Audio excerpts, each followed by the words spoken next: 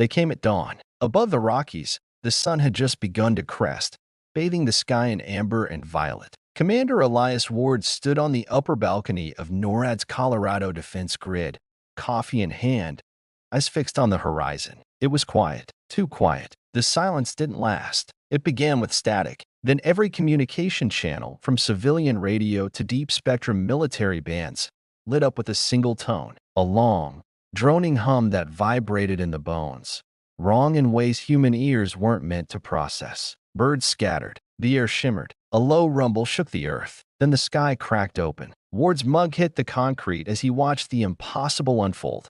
Tears in the atmosphere, massive and jagged, like wounds ripped into the fabric of the sky. Through those rents came fire and steel. Thousands of black, angular vessels poured through, some the size of skyscrapers, others needle-thin and fast as bullets. They moved with unnatural precision. No exhaust, no sonic booms, just a silent, coordinated descent. Within 30 seconds, satellites were gone, blotted from the sky by pinpoint bursts of violet plasma. GPS died. Internet blinked out. Worldwide communication collapsed like a sandcastle under artillery fire. NORAD's alert sirens screamed to life. The underground command center erupted in chaos. Status report. Ward roared, storming into the war room. Major Lin flicked through 10 screens at once. Satcoms down. Global blackout. We're getting flashes. Impacts in Moscow, Johannesburg, New Delhi, Buenos Aires. God, they're everywhere. What are we looking at? Ward asked, voice low. We don't know. No chatter. No warning. No attempts at communication. Then we don't negotiate. Ward growled. Scramble Raptors. Activate Aegis Grid. We hit back. Full lockdown. This is a full-spec invasion. The first wave hit Colorado Springs like a meteor storm. Explosions tore through the skyline. The alien vessels deployed hunter-killers, organic, spider-like machines the size of vans, armed with plasma claws and explosive tendrils. They moved like insects and killed like demons. Civilians ran screaming as the machines shredded everything: buses, homes, people. Ward led from the front. Clad in a matte black ballistic vest, rifle slung tight, he moved through the chaos toward the outer command post. Marines followed, nervous but resolute. Set up kill zones, he barked. Cover the civilian corridors. Don't let them breach the mountain. As they reached the barricades, they saw one of the hunter-killers charging. It scuttled at a terrifying speed, 8-bladed limbs clicking, mandibles sparking. A young private froze. Ward shoved him aside and fired 3 rounds into the machine's optic cluster. The bullets pinged off. Useless. Hayeks, aim for the joints. Ward shouted. Corporal Medina hurled a thermite grenade. It exploded mid-charge, engulfing the creature in a plume of fire. The machine screeched, actually screeched, and collapsed into a heap of sizzling flesh metal. Jesus, Medina muttered. What the hell are these things? Not from around here, Ward said, reloading. In orbit, the Earth bled. The alien mothership's colossal structures shaped like cruciform scars hung over major cities. Smaller vessels fanned out, raining death. No visible propulsion, no energy signatures. They moved like thoughts. Human aircraft stood no chance. F-22s were swatted from the air like gnats. Over New York, the Empire State Building vanished in a white flash. In Tokyo, entire districts were turned to slag. London's Parliament, Berlin's Fernsehturm, the pyramids of Giza, all obliterated with surgical precision. It was less a war, more an extermination. And yet, Earth fought back. In pockets of resistance, human tenacity flared like wildfires. In Paris, riot police took up arms alongside soldiers, using tear gas and Molotovs against invaders. In Beijing, an old PLA tank battalion punched a hole through a landing zone. In Nairobi, a schoolteacher led children through burning streets with a rusted shotgun, holding off machines with nothing but grit. Humanity was down, but far from out. Back at NORAD, the battle was fierce and uneven. Plasma carved through bunkers like butter. Ward's command unit fought room to room as enemy drones poured through ventilation shafts. Then the sky brightened, an unnatural glow. Everyone turned to the monitors. Above, a mothership descended, its sheer size eclipsing the mountains. It hovered directly above NORAD. Beneath it, a circular port began to open, revealing a swirling core of violet energy. Lin paled. They're going to wipe us. No, Ward said. They want the command structure. They want us alive long enough to kneel. A Comtech screamed. They're transmitting. All screens flickered. A single figure appeared, tall, gaunt, shrouded in black bio-armor. Its face was skeletal,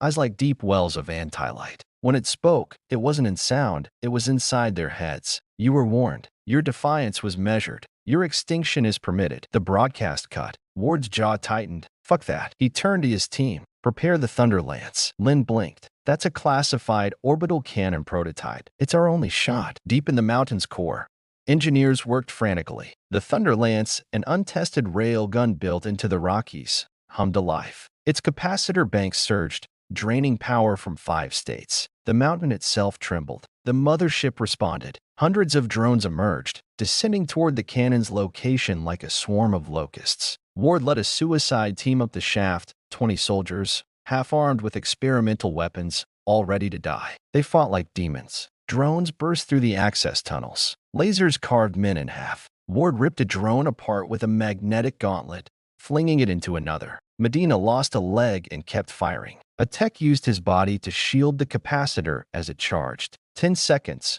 shouted Lin over comms. The shaft filled with plasma. Ward, bleeding, one arm dislocated, stared down the oncoming horde. Do it, he shouted. Lin fired. The Thunder Lance screamed, pure kinetic wrath. The slug, traveling at Mach 40, punched through the mothership like a god's hammer. A second later, the ship detonated in a blossom of violet fire that turned half the sky to day. The shockwave leveled the forest and knocked Ward's team to the floor. They lay there, battered, broken, but alive. Above them, the first alien ship in human history plummeted from the sky in pieces. Cheers erupted across the base. People wept. Ward stood slowly, clutching a broken rib. We killed one, Lin said in disbelief. One out of how many?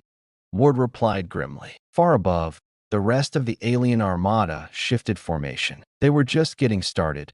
The Thunder Lance's roar still echoed in Ward's ears. They'd killed one of the alien motherships, an impossible feat with a prototype weapon, sheer luck, and sheer willpower. But now, they had a target painted on their backs. The moment the alien cruiser disintegrated over the Rockies, the rest of the invader fleet shifted, tightened formation, descended lower, and unleashed hell. And Earth had nowhere left to run. The remnants of Colorado Springs lay in ruins. Buildings had become rubble. Craters dotted the ground where parks and homes once stood. Smoke blackened the air. Ash drifted like snow. The dead, civilians and soldiers alike, littered the streets in silent testament to the ferocity of the first wave. Commander Elias Ward knelt beside a lifeless body, fingers closing the eyelids of a boy no older than 10. The kid still clutched a stuffed bear soaked in blood. Ward stood up, jaw clenched hard enough to hurt. He turned to Sergeant Medina, who limped up with a brace on her leg and blood caking her temple. How many? Ward asked. Estimated 400 survivors in the Springs, she said quietly. Half of NORAD's interior teams made it underground. The rest are either dead or fighting in the suburbs. Civilians are scattered. No food, no power. Any evac plans? We have 6 working choppers. The airspace is crawling with drones. It's a death sentence. Then we don't evacuate, Ward said. We dig in. By sundown, the survivors had formed a makeshift defense line along the shattered remnants of Interstate 25, using flipped buses, trucks, and debris to build barricades. Old police cruisers with shattered lights were rigged as decoys, their sirens set to auto-trigger as noise distractions. Ward stood in front of the line, voice carried through a salvaged loudspeaker. You want to know why they're afraid of us? He shouted to the bruised and bloodied crowd. Because we're not supposed to survive this. Not after the first attack. Not after losing half the damn planet. But here we are, still standing, still breathing. That's what they can't understand. His voice cracked. He didn't care. They think we're weak, but we're human. And when you come into our house and burn it to the ground, we don't bow. We bury you in the ashes. The crowd roared. The barricade came alive. Civilians, veterans, doctors with sidearms, janitors with Molotovs, every single one of them prepared to die on their feet. The aliens came again that night, not in numbers this time, but in precision. Hunter-killers crawled across the darkness, their movement eerily silent. They bypassed the louder decoy sirens and went for the heat signatures. But the humans were ready. Ward had deployed an idea stolen from old insurgency manuals, kill boxes. As the first wave crossed the boundary, propane tanks buried under rubble were detonated by remote triggers. Shrapnel tore into the machines, breaking armor, severing limbs. Snipers on rooftops picked off the wounded drones. The new explosive rounds had been reverse-engineered that afternoon by a pair of engineers using melted alien plating. Human ingenuity turned alien metal into makeshift armor-piercing slugs. Still, for every 10 that fell, 2 got through. One tore through a flank position, eviscerating 3 defenders before it was taken down by a teenager wielding a sledgehammer. Another almost breached the command tent until a nurse lit it on fire with pure ethanol and a lighter. Medina kept firing even as her brace cracked under her weight. At one point, a hunter-killer leapt directly at her. Ward caught it midair, jamming a combat knife into what passed for its brain. It hissed and thrashed. Ward shoved it against a car, pulled a grenade, and shoved it down the thing's throat. Chew on that. Boom. By dawn, 50% of the defenders were dead or wounded, but they'd held the line. For the first time since the invasion began, an alien ground force had failed to capture a key human stronghold. Ward sat in the back of a ruined church, bandaging his ribs. Lynn approached, tablet in hand. "We intercepted a signal," she said. "Encrypted, bounced off old Cold War satellites. Human origin." Ward looked up. "Go on. It's from New Mexico, an engineer outpost at the Sandia facility. They've been off-grid since the first strike. They have something. Says it's a repurposed electromagnetic disruptor based on alien tech from the Roswell crash." Ward blinked. "That's a real thing?" "Apparently now it is." Ward stood, cracked his neck. "Then we pay them a visit." The convoy rolled out that afternoon, 6 up-armored trucks, 1 prototype rail rig, and 30 exhausted humans. As they drove south, the magnitude of the apocalypse became impossible to ignore. Entire cities had gone silent. Albuquerque was a crater. Roads were cracked open like veins. Highways littered with burned-out cars, skeletons still strapped in. Alien patrols hovered above, hunting for survivors. At one point, the convoy stopped near a wrecked daycare. There were no bodies, just silence and toys strewn across the floor. Medina whispered, "They took them." Ward didn't respond, but his hand went to his sidearm. That night, the convoy camped in the desert. Lynn brought out the prisoner. It was the first captured alien, half-mechanical, humanoid, with a face like a skull wrapped in biotissue. I remained functional. It hissed when humans approached, but didn't speak. Lynn activated the translator AI. "We're not going to interrogate it," she said. "We're going to let it hear us." She played a loop, survivors crying, humans singing, a baby's laughter, Ward's rally speech. At first, the alien was unmoved. Then it trembled. And then it spoke. "You are not like the others." Ward narrowed his eyes. "What others?" "We have conquered 1,000 stars. Countless species. All fell. All obeyed. But you bite even when broken. You are diseased. You infect order with chaos. You do not know when to die." Ward leaned in, voice cold. "That's right. We don't." The next day, they reached the Sandia facility. It was still intact, just barely. Its defenders, mostly engineers and a few ex-Marines, welcomed the convoy like war heroes. Inside, a madman in a lab coat named Dr. King guided them through shattered corridors to a vast chamber. In the center stood Project Raven, a microwave-based directional disruptor cannon powered by an alien fusion core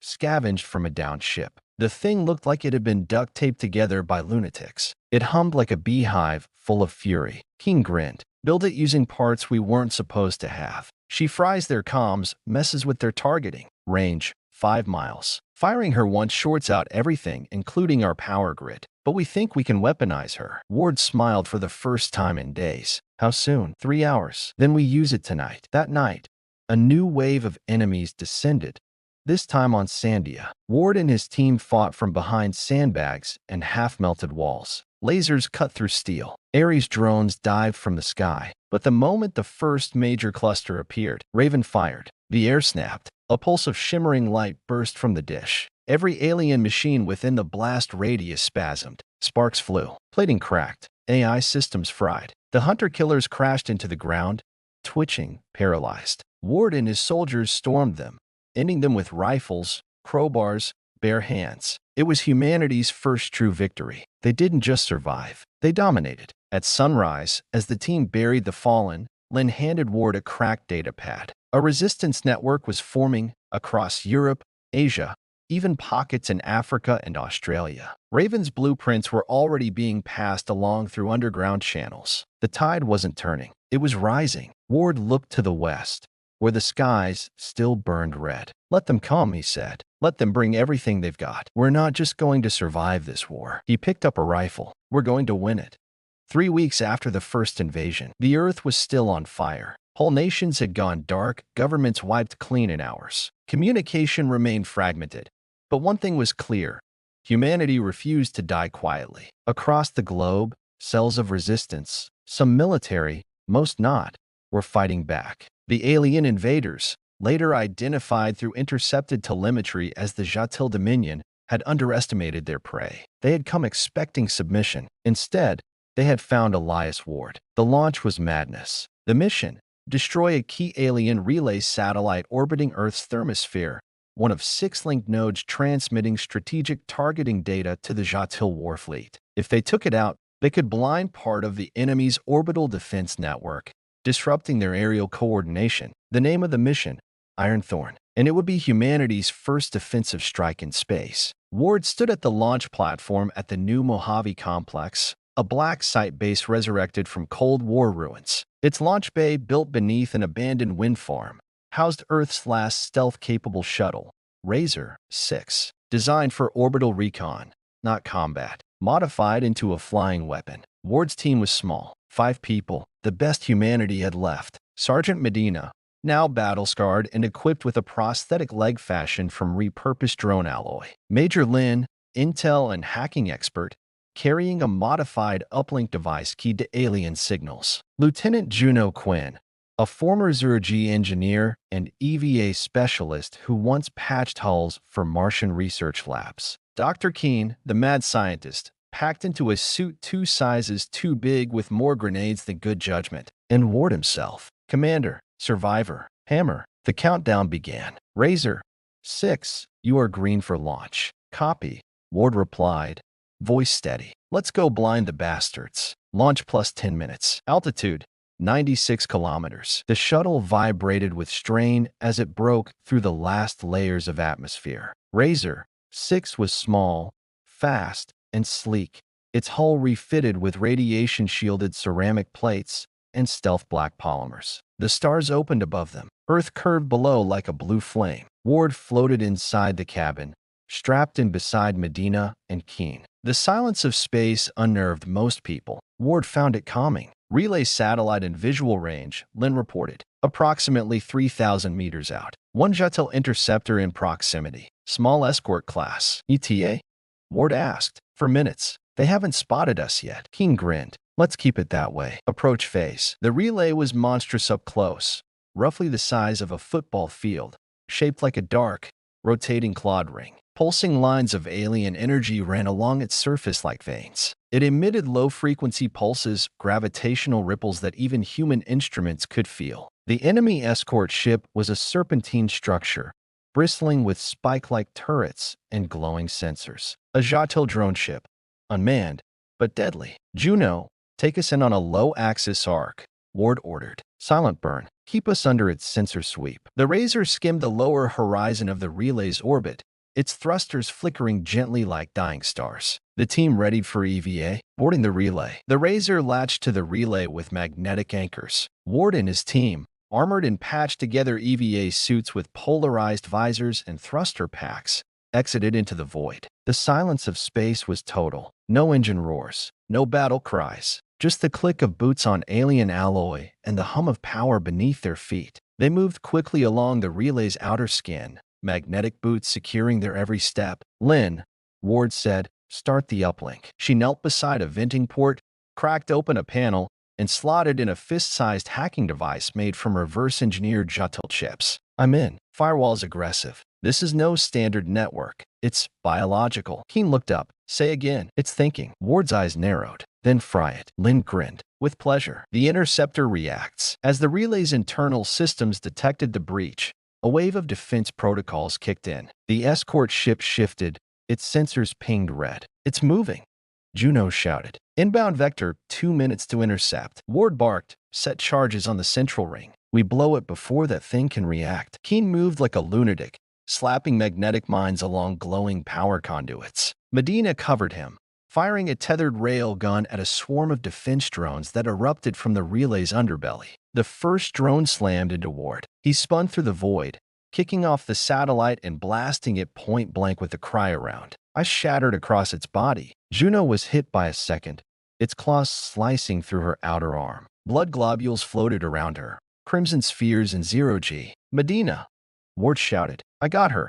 Medina spun, caught Juno with a tether and reeled her in, stabilizing her before firing into a cluster of approaching drones. Sparks lit the void. The enemy arrives. The Jatil interceptor loomed above like a wrathful god, its weapons charged. Twin plasma beams cut through the black, missing Razor, 6 by inches. Ward flipped on his comms. Lynn, are we ready? Relay node corrupted, 30%. 60% got it. Uploading virus payload now. The alien relay screeched. A psychic backlash exploded across Ward's mind. He felt it. Not words, not thoughts. Pain. The relay was alive, and it was afraid. You are corruption. You should not be. You infect function. You distort order. Ward smiled through clenched teeth. Damn right we do. The detonation. All charges set. Keen called. Lynn, virus injected. Relay control is compromised. Ward hit the detonator. The explosion was silent, but magnificent. A pulse of blue fire rolled through the relay's core. The ring cracked in half, vomiting plasma. Shards of alien alloy spun outward like meteors. The interceptor was caught in the blast wave, partially shielded, but its guidance systems faltered. The Razor peeled off, thrusters at full burn. Ward and the team reeled in by tether, barely missing the shockwave. Hold together. Juno gasped, clutching her wounded arm. Hold. The interceptor fired a wild blast. It clipped Razor SIX's wing. The shuttle spun. Emergency descent. Inside the cockpit, Juno and Lynn wrestled with controls. The Razor's orbit destabilized. One engine dead. Fire in the rear systems. We're going down. Where?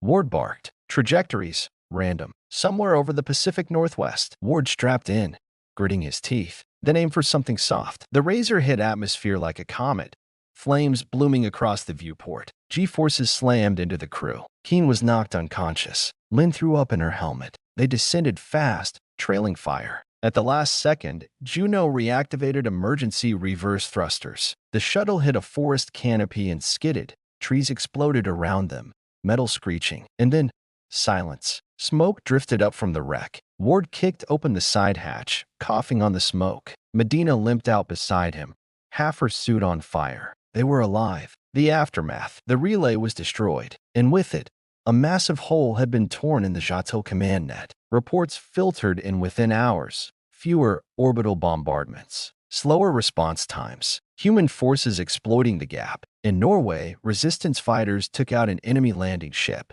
In Kenya, a children's hospital was evacuated before an attack. In Chile, the first alien overlord was captured alive. Razor SIX's sacrifice had shifted the momentum, but the victory had a cost. Juno lost her left arm. Keen awoke with brain hemorrhages. Medina required another prosthetic repair. Lynn's neural strain left her with migraines that felt like lightning bolts. And Ward had lost his voice from screaming in the descent, but none of them gave up. They were Earth's first space raiders, and they weren't done yet. Ward stood at the edge of the wreck site that night, staring at the stars. Burn the heavens, Medina said beside him. He nodded. We did, and if we have to, we'll do it again. For weeks since first contact, the worst betrayal doesn't come from an alien blade or drone strike. It comes from a handshake. The ruins of New London smoldered under an alien sky. Once one of humanity's proudest surviving city centers, its streets were now choked with ash. Plasma burns scorched the walls. Buildings stood like broken teeth. What had once been a symbol of the Resistance's global unification effort had fallen, without a fight. Commander Elias Ward stood on the edge of the crumbled Thames barrier, staring at the devastation. Behind him, survivors whispered about the surrender, about betrayal. What happened here? Ward asked coldly. Major Lynn's voice was grim. They opened the gates. The days before the fall, New London had been Earth's hope, rebuilt over the ruins of the old capital using alien scrap, solar towers, and converted war bunkers. Ward and his team had helped fortify it only weeks ago. It was supposed to be the command hub for Resistance Central Command, but someone had made a deal. A faction called the Iron Pact, a collection of surviving CEOs, former intelligence directors, and political elites had secretly negotiated with the Jatil Dominion. Their logic was simple. We cannot win, but we can survive. As administrators, as managers, as the keepers of human heritage. In exchange for peace, they had offered New London, offered access to humanity's remaining high-level intel. They had handed over survivors, scientists, rebels, and even children. They believed collaboration was the key to continuity. They didn't understand who they were trying to sell. Inside the Citadel ruins, Ward's boots crunched over broken glass. The Resistance command bunker had been breached from within, doors opened by proper authorization codes. Biometric readers hacked or willingly submitted to. Bodies lay everywhere, executed, not killed in combat. Medina examined a security terminal. Her expression darkened. They lined up non-compliance. Shot them in the head before the aliens even got here. Ward growled. Who gave the order? Lynn replied, internal logs say it came from Administrator Lucien Rourke, former head of Terra Nova Defense. He used to run orbital defense programs before the collapse. I remember him, Ward muttered. He always liked power more than people. The survivor. In the lower sublevels, they found a single survivor, Nadia Voss, a teenage girl, maybe 16, covered in dust and dried blood. She'd barricaded herself in a utility crawlspace for 2 days. She didn't cry. She seethed. They came in with white flags, she rasped. Told everyone it was over. Told us to line up. Said we'd be relocated peacefully. And then the machines came. They didn't shoot the Iron Pact members. Just us. Why didn't they kill you? Ward asked gently. She looked him dead in the eye. I killed 2 of them first. Medina exhaled, impressed. You're one of us now. The message. Ward found the transmission chamber still intact. One emergency system still linked to the global resistance network. They patched into the nearest encrypted relay. Ward stepped forward, face bruised, eyes hard. This is Commander Elias Ward, he said. To all remaining human resistance cells, New London has fallen. Not to invasion, not to fire, but to betrayal. A group calling itself the Iron Pact has sold out humanity in exchange for survival. He paused, letting it sink in. They chose to serve. We choose to fight. If you find them, do not trust them, do not follow them, and do not let them lead. His next words were delivered with fire. There is no survival without honor, no peace without blood, and no future if we kneel. We are the last line, and we will never bow. Ward's hunt begins. Word of the betrayal spread like wildfire. Within 24 hours, resistance cells across Europe began uncovering similar factions, elite bunkers shielded with alien emitters, compounds filled with rich collaborators hiding under Dominion protection. Ward declared open season. We don't have time for politics, he told Medina. Anyone who sides with the aliens is the enemy. No exceptions. They tracked Lucien Rourke to a coastal fortress near Lisbon, guarded by mercs and Jatil enforcers. Ward's squad launched a night assault. Silent kills, close quarters combat in crumbling hallways lit by fire and blood. Rourke begged as they dragged him out of a panic room. I did it for humanity. Ward stared at him in silence. You picked your side, he said, and pulled the trigger. Rifts within the resistance. Not everyone approved. In a hidden stronghold beneath the Dolomites, a coalition of resistance leaders met to discuss Ward's message. General Isao Tanaka, a tactical genius from the former Japanese self-defense force, supported Ward. The enemy's already in our blood, he said. If we tolerate betrayal, we rot from within. But others disagreed. Father Mikhail, leader of the Warsaw Cell, argued for leniency. We must be better than them, he said. We must show that humanity still has law. Even now, Ward was invited to speak. He stood before them, face hard, blood still on his armor. I don't want a throne. I don't want command, he said. I want Earth back, but I'm done pretending the rules apply to monsters. Alien reaction. The Jatil were confused. They had watched countless species fold under pressure. Some collaborated, some ran, some kneeled and were absorbed. But this internal fracture that strengthened resistance? Unthinkable. Their cognitive models collapsed. One Jatil warlord transmitted a psychic pulse across the remnants of New London, echoing through survivors' dreams. You burn your own kind. You fight yourselves. You are chaos. You cannot win. Ward responded with a broadcast of his own. He played it on every hacked Dominion frequency he could reach. We don't fight because we agree. We fight because we're human. Disagreeing is what makes us dangerous. It's what makes us unstoppable. The rise of the Iron Scars. With New London lost, the The survivors of the betrayal formed a new division, the Iron Scars. Fighters who had survived betrayal and fire, wearing jagged scrap armor and wielding prototype weapons forged in hatred. Ward led the first deployment of Iron Scars into southern Germany, where another Dominion outpost had been erected. The aliens expected broken morale. They got hell instead. The Iron Scars tore through the outpost with surgical brutality. Plasma cutters in one hand, steel claws in the other.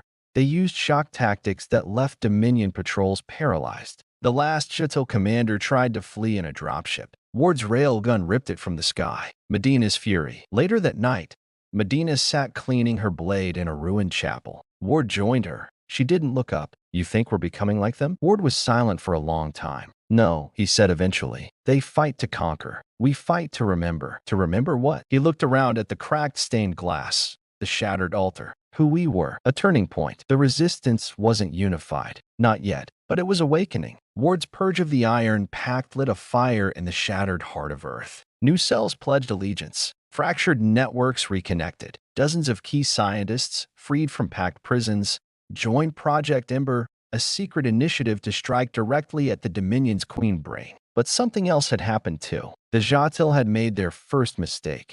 They believed humans were weak because they warred with each other. They didn't understand that war was where humanity learned to survive. Final scene. Nadia Voss sat at a campfire outside a shattered factory in Paris, sharpening a combat knife given to her by Medina. Ward approached. She looked up. What happens now? Ward stared into the smoke, eyes distant. Now, he said, now we remind them what monsters they made when they tried to break us. He handed her a patch, black iron, a jagged scar across a defiant fist. She pinned it to her chest with pride. The Iron Scars were no longer just survivors. They were vengeance. 6 weeks since first contact. Beneath the frozen silence of Antarctica, an old war stirred. Commander Elias Ward stood at the edge of a glacial ravine, the wind howling like a dying god. The cold bit through his armor, but he didn't flinch. Below, buried under layers of ice and time, a pre-invasion site had been uncovered, older than any known human structure,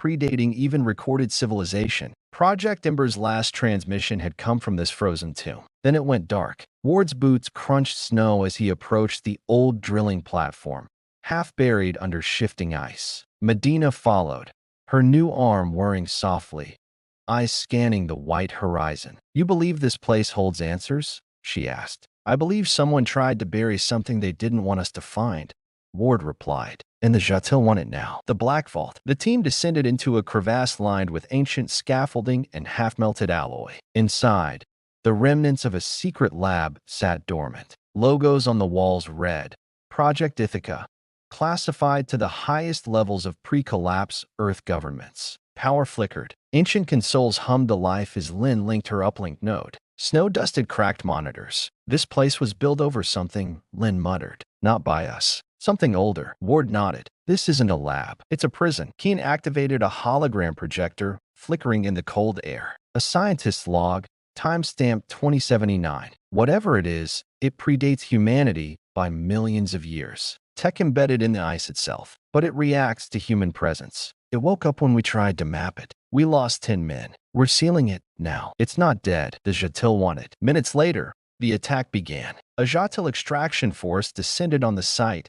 5 drop pods burrowed through the ice like drills, releasing black-armored warriors unlike anything humanity had faced so far. These weren't drones. They were sentinels, true Jatil soldiers, bipedal and massive, cloaked in living armor. Each one stood 8 feet tall, wielding weapons that tore through steel like silk. Ward's squad took cover inside the lower tunnels. The ice ceiling collapsed as plasma fire shredded the outer camp. Hold the line, Ward barked, firing his rifle into the narrow corridor as a sentinel charged. Medina took a direct hit, sparks flying from her shoulder. Lynn screamed as shrapnel slashed her side. Keen lobbed a high-yield frag. It barely slowed the enemy. Then Ward activated the fallback protocol, triggering a cave-in behind them, sealing the enemy out. For now, the core chamber. They pushed deeper, past rooms filled with fossilized alien bones, past chambers lined with frozen crystal panels, still humming faintly. In the heart of the complex,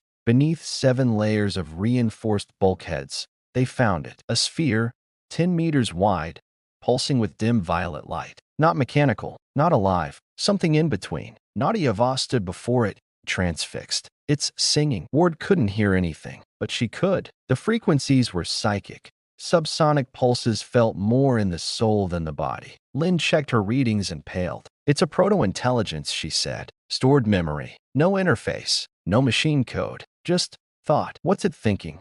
Medina asked, blade in hand. Lynn hesitated. War. The forgotten enemy. The sphere began to shimmer. From its surface, a holographic playback erupted.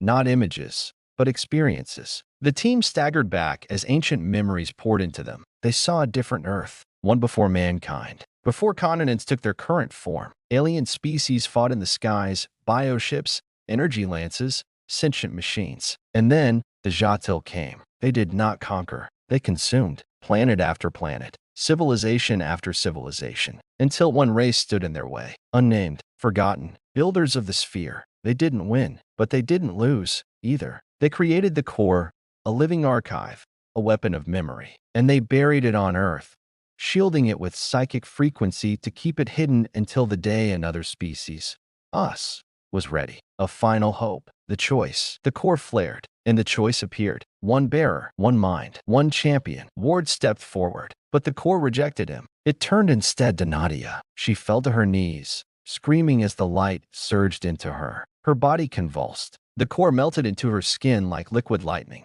Her veins glowed. Ward caught her before she hit the floor. Lynn stared, stunned. It chose her. Medina gripped her rifle. Why? Because, Nadia said weakly, I'm not afraid to remember what we lost. Sentinel breach. They didn't have long to process it. The Sentinels breached the upper ice layer, flooding in with devastating speed. The tunnels became a slaughterhouse. Ward, Medina, and Lynn laid traps, claymores repurposed with alien tech, explosives rigged to collapse sections of the glacier. Every hallway turned into a trap. Still, the enemy came. Ward shot one sentinel in the chest point blank with an explosive bolt. The blast broke its armor. He slammed his gauntlet into the thing's exposed rib cage and detonated a thermal knife. Boom. But more followed. Keen was impaled protecting Lynn. His final words, tell the bastards I improved their tech. Medina got pinned, plasma slicing her side open. Ward carried her. They ran. The awakening. Cornered in the core chamber, the last four stood.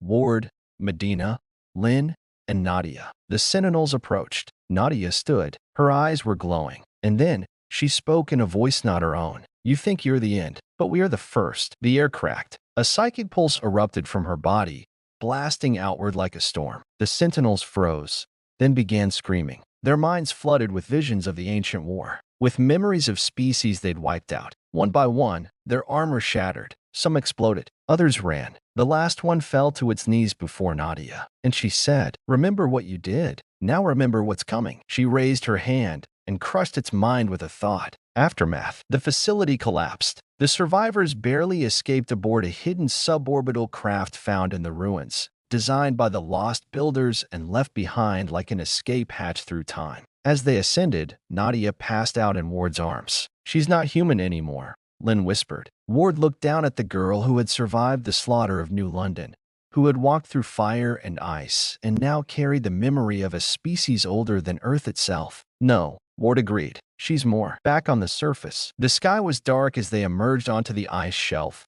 battered and broken. But something had changed. Ward stared at the stars, then at the core's remnants now embedded in Nadia's blood. The war wasn't just about Earth anymore. It was about every species that had ever fallen to the Dominion. And now, through one survivor, through one voice, they had returned. Not as ghosts, as vengeance. Final scene. In orbit, aboard a Jatil command dreadnought, the Dominion high mind stirred. It twitched. The core breathes. The echo returns. Humanity must be purged faster. And far below, in the ruins of the ancient war, Ward whispered to himself, we're not just fighting for Earth anymore. We're fighting for everything they tried to erase. 7 weeks since first contact. Location, the Deep Bastion, Colorado subterranean network. When humanity could no longer defend the surface, it turned inward, into the stone, into the dark. Commander Elias Ward had fought in many hells, scorched cities, orbiting death traps, burning deserts. But this place, this vast, cold,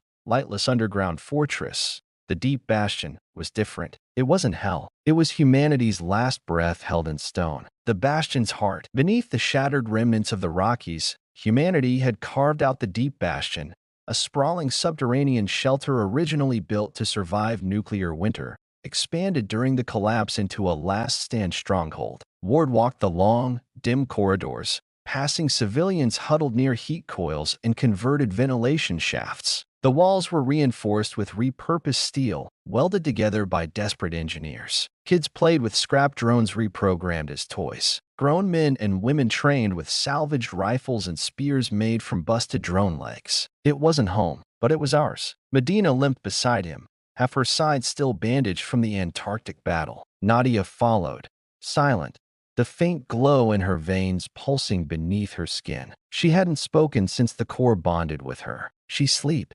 Ward asked quietly. No. Lynn replied. She doesn't eat either. She just sees things. Whole cities. Battles we've never fought. Weapons that don't exist yet. She human? Medina asked. Lynn hesitated. She's something older in a human body. Ward grunted. Then let's hope it remembers who we're fighting. Warning signs. The deep bastion was massive, miles of tunnels, living quarters, power cores, hydroponics labs. But it wasn't immune. Dominion scouts had begun probing the mountains 2 days ago. Tunneling drones. Seismic anomalies. Now, they were coming. Ward entered the command chamber, a circular stone and metal nexus surrounded by tactical holograms and reams of cables. Resistance leaders sat around a glowing map.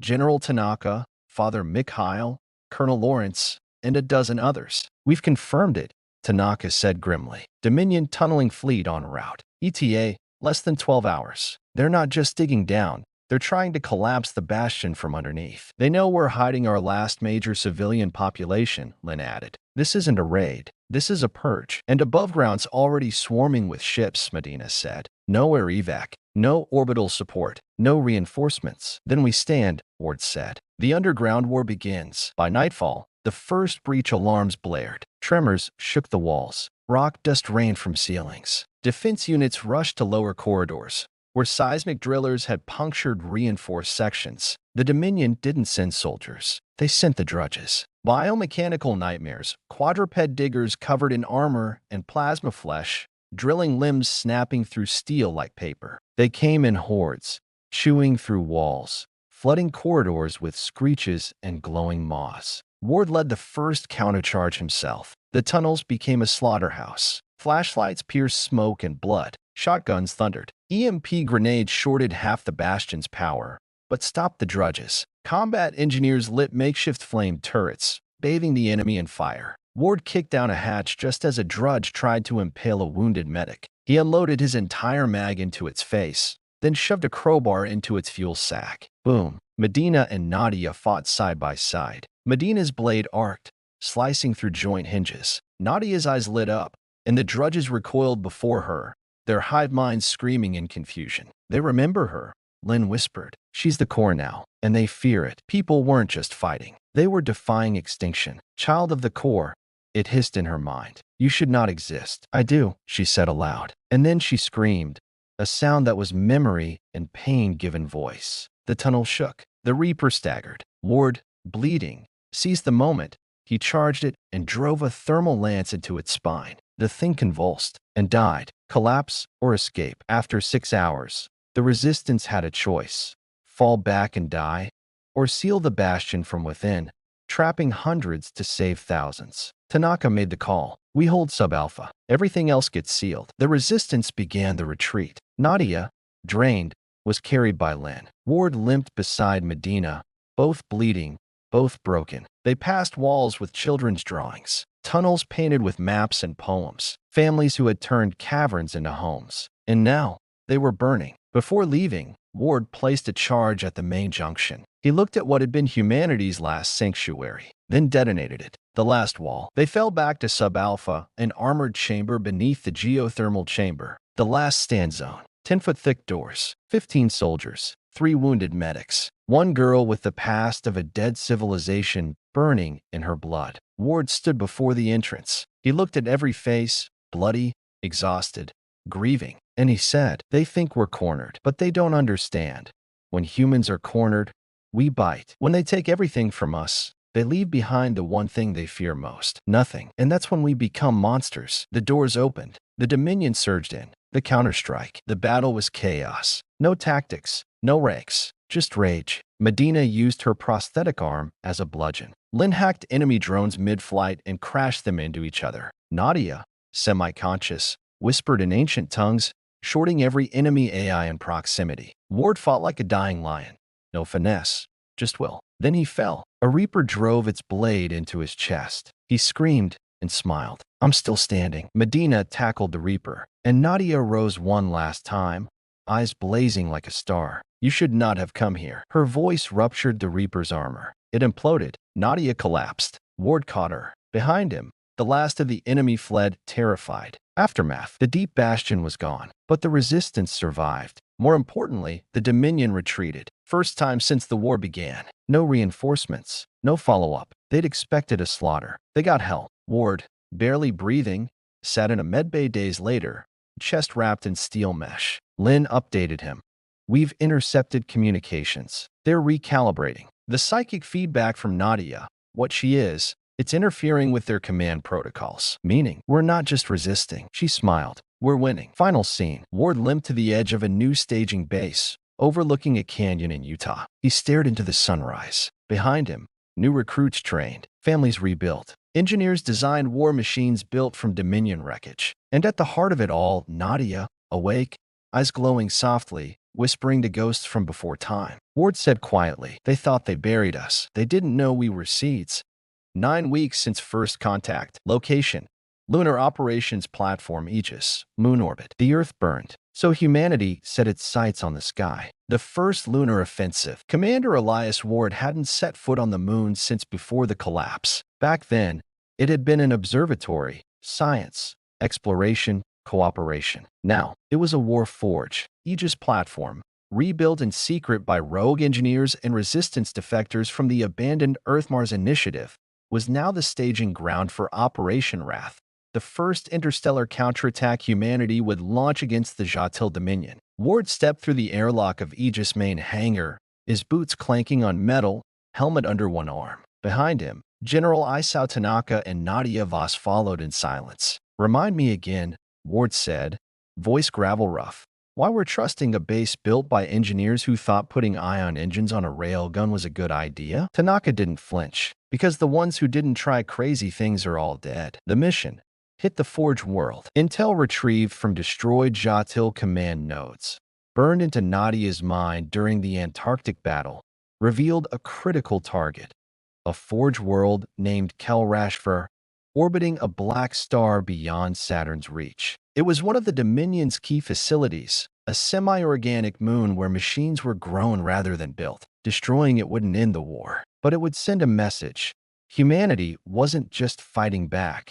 It was taking the war to their door. Ward stood before the tactical holomap in Aegis Command Center. Dozens of resistance units watched, many still bearing scars from the siege below. He pointed to the plan: a stealth insertion via subspace full gate, recovered tech, orbital strike teams, demolition charges, and a nuclear payload retrofitted into a captured Dominion antimatter core. Suicide mission. Ward grinned. Perfect. Weaponizing the forgotten. Nadia had changed. She no longer walked like a girl. She glided. Her eyes no longer reflected fear.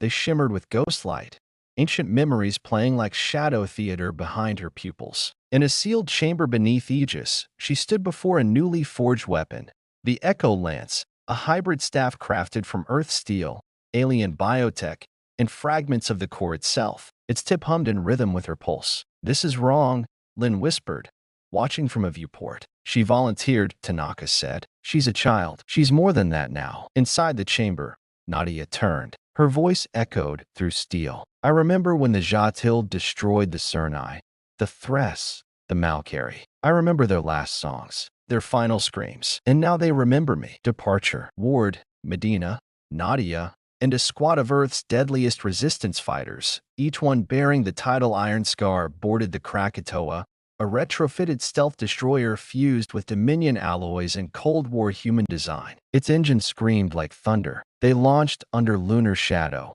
vanishing into the void. Arrival at Kelrashver. The Forge world loomed like a cancerous god. Orbiting a black star, the moon writhed with biomechanical growths. Plasma veins surged beneath the surface. Spires twitched like muscle. The Jatil didn't build it. They fed it. Nadia's breathing slowed. It remembers me. Good, Ward growled, strapping on his rifle. We've got a nuke that wants to meet it. The Krakatoa dropped them via stealth pods. Entry was surgical. They hit atmosphere like phantoms. Then the sky screened. Surface war. Dominion patrols descended like a tide. Drones, sentinels, walking artillery beasts. The moon itself activated, tendrils lashing from the soil. But humanity didn't flinch. Ward moved through the chaos like a storm, firing incendiary rounds that turned enemies to molten ash. Medina dual-wielded ion blades, slicing through plasma cannons like thread. Lin hacked a drone midair and redirected its payload into an enemy bunker. And Nadia unleashed. She thrust the Echo Lance into the ground, and the memories of murdered species pulsed outward. The enemy shrieked, crippled by guilt they didn't even understand. The ground split, and ancient weapons rose from beneath, dormant until now. Fragments of the core's old allies, AI-guided mortars, lightbreaker turrets, machines that fought beside the last resistance millions of years ago. And now, they served us. Into the heart. Fighting through the surface cost them 2 squads. Inside, the air was toxic, literally alive. Spores filtering through gas masks, causing hallucinations. Ward saw visions of dead friends. Medina relived New London. Nadia walked untouched. Kelrashver is alive, she whispered. It feeds on regret. They reached the power core, a pulsing, spinal column-like structure fused with energy nodes. The antimatter device was primed. Ward connected it to the core's central stem. Then the Reaper arrived, a new breed, tall as a dropship, plated in obsidian. Its mouth opened not in anger, but laughter. A psychic voice echoed in all their heads. Your pain is tasty. You climbed the stars to die screaming. You burn well, little monkeys. The final fight. The Reaper unleashed a sonic blast. Lin was thrown into a wall. 2 others were instantly liquefied. Medina charged. Her blade struck its chest and shattered. It raised her into the air. Ward fired every round he had. Useless. Then Nadia stepped forward. The Reaper turned to her. You, Core-bearer, will you scream with your ancestors? Nadia whispered. They're watching. She split the moon. The Echo Lance roared to life, pure memory, weaponized trauma. The floor cracked. Time bent. Images flooded the Reaper's mind.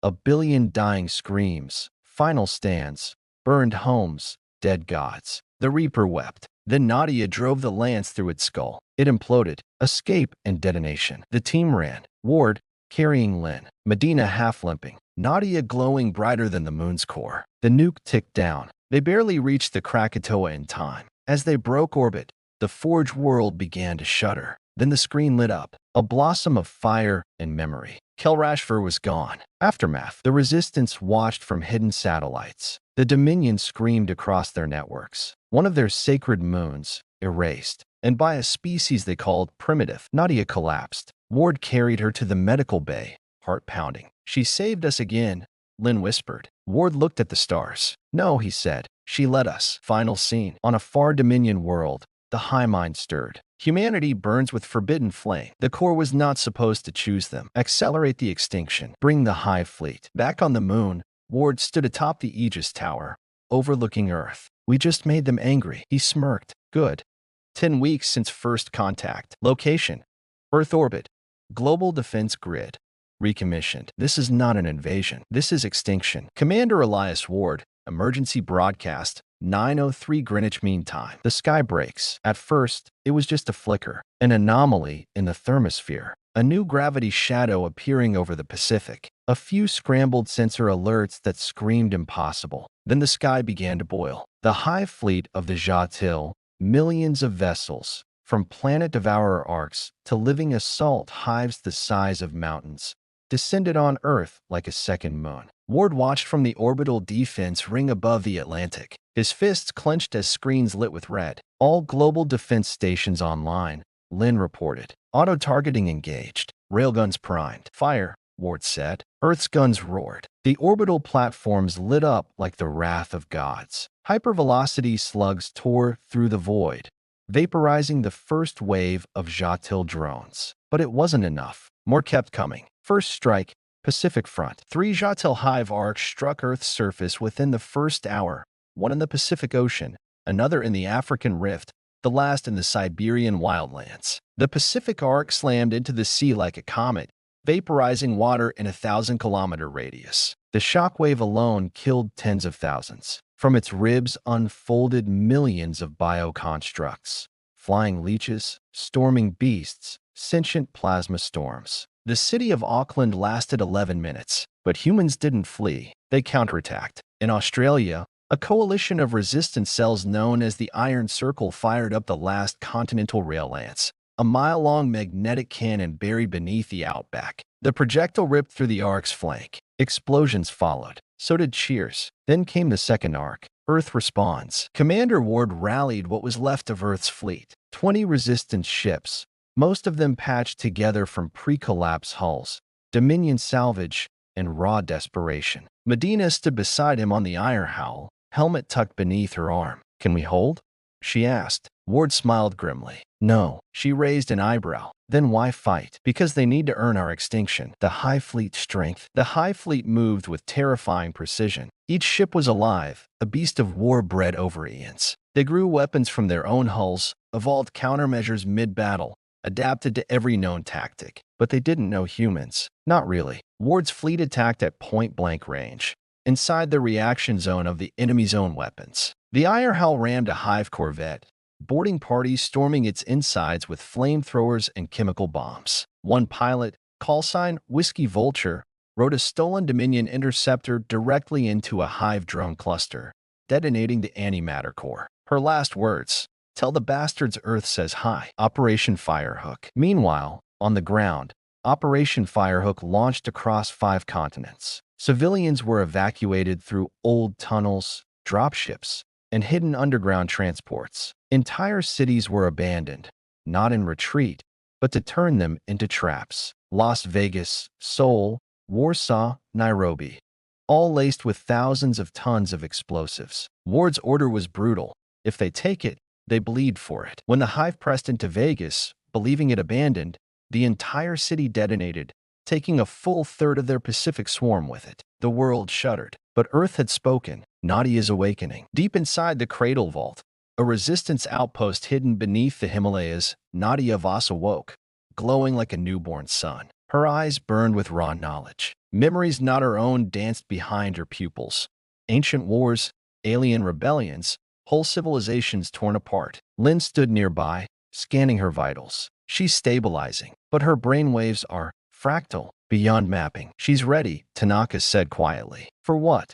Lynn asked. Nadia opened her eyes. "To finish this." The pulse cannon. Nadia revealed a hidden protocol buried in the core's memory, an ancient weapon called the pulse cannon, capable of disrupting Hive communication through psychic feedback loops. It wasn't a gun. It was a scream, a weaponized trauma pulse, broadcasting every death, every scream, every memory from every race the Jatil had ever consumed. But it had one cost: a living conduit. Nadia, storming the pulse site. The last pulse cannon had been buried under Greenland, sealed in an ancient vault. Now, it was humanity's last hope. Ward led the charge to reach it, accompanied by Nadia, Medina, and the last company of Iron Scars. They descended through shattered ice, blizzards raging as the High Fleet rained death overhead. The cannon was entombed in a chamber of obsidian alloy, etched with the names of the fallen in languages older than Earth. Jatil Reapers attacked before the upload sequence completed. Dozens died holding the perimeter. Ward personally engaged a Hive juggernaut,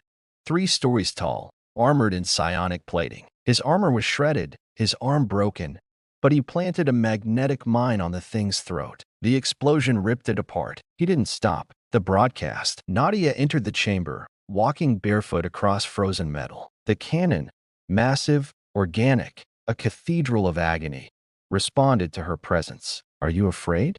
Lynn asked from the comms. "I am fear," Nadia replied. She touched the core. The pulse cannon activated. Across the globe, across space, the High Fleet paused. Then it screamed. Ships faltered in orbit. Bioconstructs turned on one another. Reapers clutched their heads and collapsed. The pain was unending, an echo of the billions the Jatil had extinguished. A reckoning. From orbit, Tanaka watched entire hive formations implode. "We just punched God in the throat," he whispered. Retaliation. The Hive Fleet writhed in agony, but they were not dead. The Dominion's High Mind unleashed its Prime Executor, a ship the size of a small moon, its core a living intelligence older than Earth's crust. It targeted Greenland. It targeted Nadia. Medina screamed over comms. "Ward, it's coming." Ward, bleeding, limped toward the pulse core. "She's still broadcasting," Lynn said. "She can't stop." "Then I won't let it reach her." He activated the last remaining Dominion warp beacon in their possession. The Executor warped into low orbit. So did Ward. One against the sky, on the bridge of a stolen Jatil strike cruiser. Hijacked hours earlier, Ward faced the Executor alone. No backup, no fleet, just a half-destroyed ship and one nuclear heart. Target locked. The ship's AI croaked. "Tell Earth," Ward whispered. "This is the last time they call us prey." He rammed the ship directly into the Executor's eye. The explosion painted the upper atmosphere with fire. Aftermath. The sky cleared. Hive signatures vanished, one by one. Earth's surface, though burning, was still alive. Humanity, bruised, bloodied, barely breathing, stood. And Nadia still breathed. Medina, Lynn, Tanaka, and the remnants of the iron scars gathered at the ruins of the pulse cannon. Above them, stars broke through the ash, and a voice whispered in their minds, Nadia's voice. But older, deeper, like all of them speaking at once. "We are not just the last. We are the beginning." Final scene. In the silence that followed, with billions dead and the Hive Fleet broken, Earth's resistance rebuilt. But they weren't just rebuilding for survival. They were preparing for the next war. Because now, for the first time in history, the Jatil were afraid, and humans had just begun to learn how to hate them back. 11 weeks since first contact. Location: Deep Space Assault Cruiser Resolute Inferno. Destination: Jatil Prime. There was no plan to return. This was revenge. The road to the Har world. The Dominion bled. In the wake of the pulse cannon's scream, the Hive Fleet was scattered. Entire legions of Reapers turned feral. Bioships cannibalized their own escorts. For the first time in recorded Jatil history, a fleet retreated. But Ward wasn't interested in watching them regroup. He was interested in ending them. From the icy remains of Earth's battered orbital ring, Ward stood aboard the Resolute Inferno, a ship forged from the wreckage of the Krakatoa, pieces of the downed Executor, and every ounce of fury humanity could weld together. It was a tombstone, packed with nukes and dreams, and it was headed for Jatil Prime, the Dominion's throne world. The team assembles. Only the best came. Elias Ward, the face of defiance. Nadia Voss, now fully bonded with the core, a living weapon of memory and agony. Medina Khalid, scarred, ruthless, and still bleeding from old wars. Lin Zhou, technical savant, Ghostwire expert, and Nadia's protector. They were joined by 30 Iron Scars, the last elite veterans of Earth's surface war. No more reinforcements, no second chances. Their mission: infiltrate Jatil Prime, locate the High Mind psionic core, and detonate the Oblivion engine, a core Dominion hybrid warhead designed by Nadia and Lin. If it detonated, the Jatil hive mind would unravel. If it failed, humanity would vanish. Jatil Prime. They dropped into the gravity well of Jatil Prime under cloak. No planetary defenses fired. Strange. From orbit, the world looked like a petrified god, black stone crusted with fungal biocities, living towers wrapped in tendrils, rivers of glowing sap. There were no stars in the sky, just the endless darkness of Jatil's artificial night. The High Mind watched, but it did not speak. Ward felt it, like breath on the back of his neck. Nadia winced. Her veins shimmered violet. The core inside her trembled. "It's waiting," she whispered. "It knows we're here." The descent begins. Drop pod slammed into the crust of the world, cracking open with steam. The iron scars spread out in vanguard formation, weapons glowing, eyes scanning. No resistance, just silence. Medina frowned. No hive, no patrols. "It's a trap." "Of course it is," Ward said. "Doesn't change the plan." Lynn pulled up the holomap. The psionic core is underground, 3.2 kilometers beneath the primary throne spire. They moved fast, cutting through the fleshy ground with seismic charges. The crust bled. They ignored it. The deeper they went, the more wrong everything became. The walls pulsed like lungs. Eyes blinked in the ceiling. They heard whispers, snatches of memories from dead humans, stolen and spat back. One soldier broke down, clutching his head. "My mother's voice," he sobbed. "She's singing." Then his skull ruptured. Nadia put a hand on his forehead and closed his eyes. He heard what the High Mind wants us all to hear. "What's that?" Ward asked. "That we're already dead. The City of Bones." They reached the Undercity. What they saw froze them all. The remains of thousands of species littered the cathedral-like cavern. Statues, bones, husks, all preserved in crystal stasis. Every species the Jatil had wiped out, immortalized in death. One wall bore human faces. The Jatil were already carving humanity's tomb. Lin whispered, "They don't just conquer. They curate. They think extinction is art." Medina spat on the ground. Ward's voice was a growl. "Then let's ruin their masterpiece." They pushed forward, guns ready, fury boiling. Into the mind womb. The psionic core chamber lay ahead, a black dome floating inside a chasm filled with writhing thought matter, like liquid dreams. It wasn't built. It was grown. Thick psionic cables ran from it like arteries, pulsing with every breath of the hive. And at its center stood the High Mind. It had no face, just a mirrored surface reflecting each person's deepest trauma. Ward saw New London burning. Medina saw her brother, lost in the siege below. Lynn saw the child she'd abandoned. Nadia saw herself, before the core, weak, human, afraid. The High Mind spoke in all their minds. "You've come to die at your own funeral. We gave you a place in the archive of extinction. You should have been grateful." Nadia stepped forward. "I am the scream of the forgotten," she said, "and I've come to erase you." The final battle. The chamber exploded in light. Reality fractured. Reapers poured from the walls, some fused with starstone, some spitting psionic fire. Iron scars died in seconds, torn apart. Ward's armor cracked. Lin dragged a wounded fighter behind cover, screaming for a mesh shot. Nadia ignited the echo lance and leapt. She moved like thought, blinking between reapers, striking, erasing them from reality. Her mind lashed out, broadcasting death. Medina fought like a wolf, back to back with Ward. She took a spike through the side and kept going, jamming a plasma dagger into a reaper's eye. The High Mind screamed. The room shook. The Oblivion engine. Lin and Nadia reached the core housing. The Oblivion engine was online, glowing, pulsing, hungry. Lin began the activation sequence. But the High Mind bent reality. Lin was hurled backward, her spine shattering on a column. Nadia caught her before she hit the floor. "It has to be manual," Lin gasped. "Final sequence only works from inside." Nadia knew what that meant. Ward fought his way to them, bleeding from a dozen wounds. "I'll do it." Nadia shook her head. "It won't let you. You're human."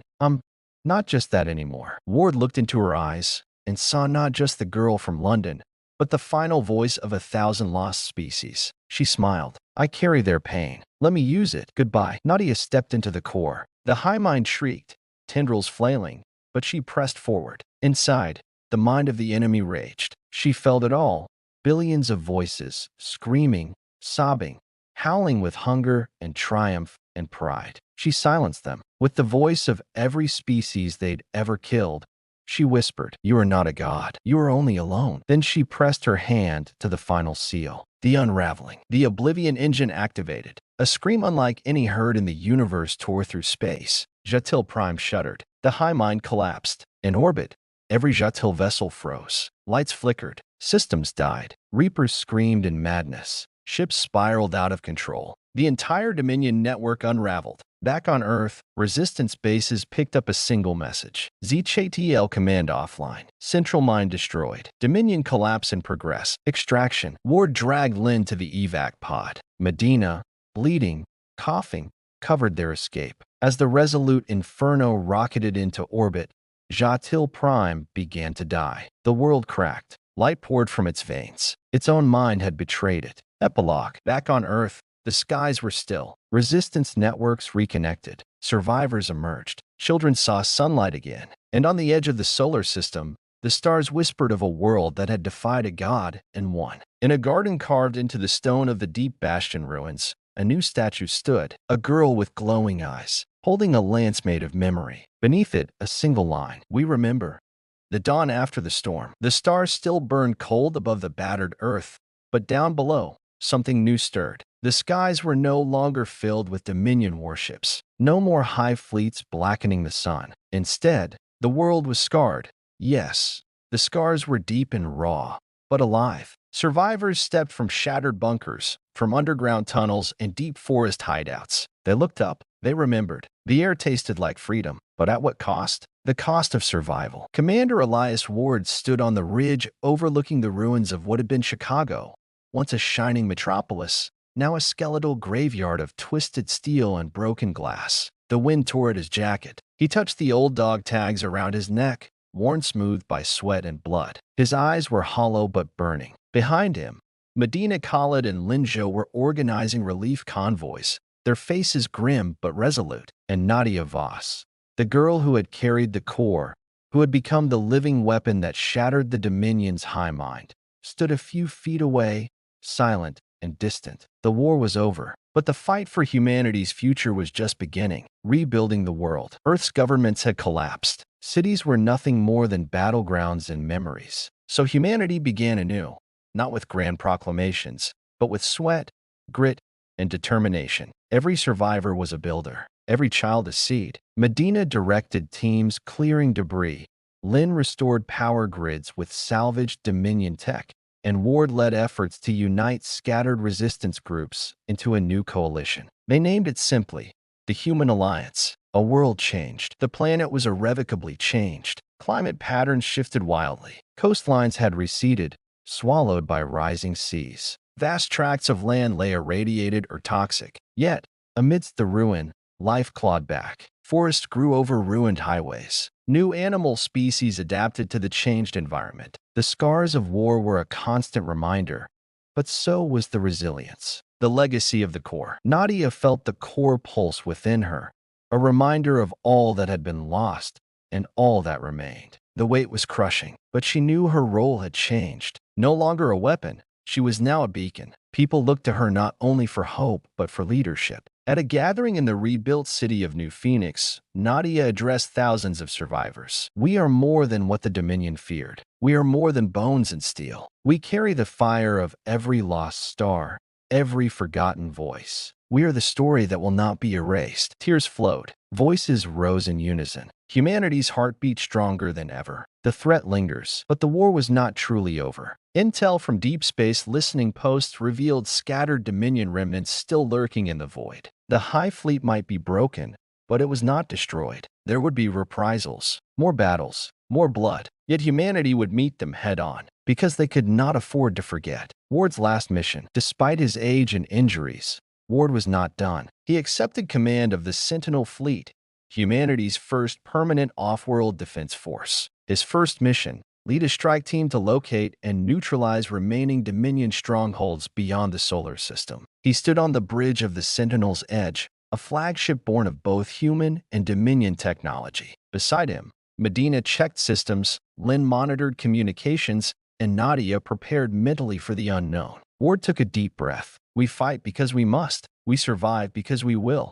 Let them come. The final battle. Their journey took them beyond the Kuiper Belt, into darkness thick with the wreckage of old battles. They found a Dominion bastion, a massive bioship hurling death into the void. The battle was brutal. The Sentinel's Edge endured plasma storms, suicide drone swarms, and psionic attacks designed to break minds. Medina led boarding parties into the enemy vessel's heart, tearing through alien flesh and machine alike. Lynn hacked ship systems, turning Dominion weapons against themselves. Nadia unleashed the core's full power, warping reality and scattering enemy minds. Ward fought on the bridge, rallying his crew, refusing to yield. The Dominion vessel exploded in a cascade of fire and ruin. A new beginning. With the Dominion shattered once more, the Sentinel's Edge returned to Earth, carrying stories of victory and loss. Humanity had survived its darkest hour. It had faced gods and monsters, and it had won. But more than that, it had learned who it was. No machine, no hive mind, no perfect predator, just a species, stubborn,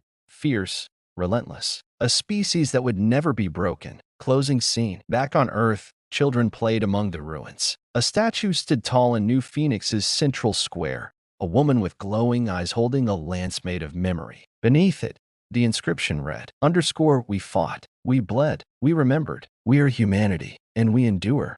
_ Commander Ward watched the sunset, knowing the war was never truly over, but the future was theirs. For now, for always.